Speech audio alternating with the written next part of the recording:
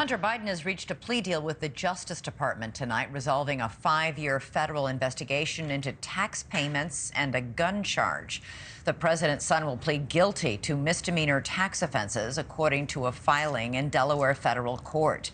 A charge of felony gun possession as a drug user will be dismissed if he completes a 2-year probation. This does not, however, resolve the probe by congressional Republicans. Their investigation into Hunter Biden's business dealings is ongoing. Joining us now with more is NewsNation's chief Washington correspondent, Blake Burman. Hey, Blake. Hi there, Elizabeth. At the surface level here, it's a pretty remarkable headline when you think about it. Federal prosecutors striking a deal with one of the children of the sitting president of the United States. President Biden was asked about it earlier this afternoon and made this brief comment here. Watch. Mr. President, any reaction to his guilty plea?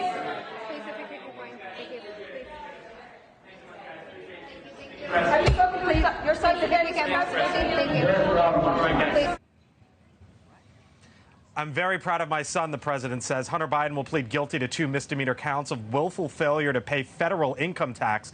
Prosecutors say he made more than $1.5 million in 2017 and 2018, but failed to pay his taxes. Hunter Biden's lawyer also says he'll be subject to a pretrial diversion agreement for a gun charge. He's accused of owning a firearm while simultaneously being a drug user. The end result here will likely mean that Hunter Biden will not have to serve time in federal prison. His attorneys today saying the following in a statement, quote, "I know Hunter believes it's important to take responsibility for these mistakes he made during a period of turmoil and addiction in his life. He looks forward to continuing his recovery and moving forward." But Republicans say that this is just more proof that there's a 2-tiered justice system, one that benefits Democrats and the elite.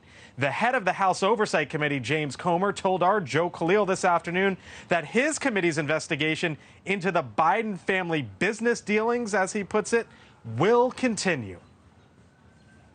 So the last line in the U.S. Attorney's statement today said this is still an ongoing investigation.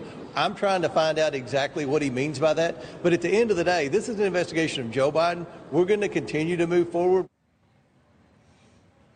So, Elizabeth, when you talk about the issues involving taxes and the possession of a gun, that portion of the case appears to be over. But as you heard there from James Comer, there are still lots of questions from Republicans here in Washington about Hunter Biden, his sources of income, Burisma, for example, and those investigations into the Biden family are going to continue from the House Oversight Committee. That was a pretty muted response from the White House, wasn't it?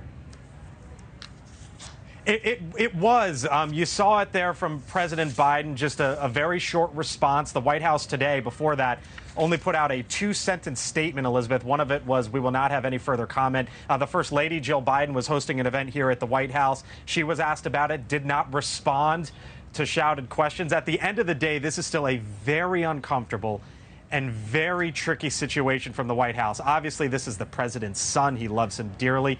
But politically, Elizabeth, as you know, this is Joe Biden's Department of Justice that is overseeing this case. Hunter Biden will not see federal prison time, and that's why you have a lot of Republicans saying that there's a 2-tiered system. Thank you for watching. Go to newsnationnow.com to find NewsNation on your television provider. And don't forget to click the red subscribe button below to get more of NewsNation's fact-driven, unbiased coverage.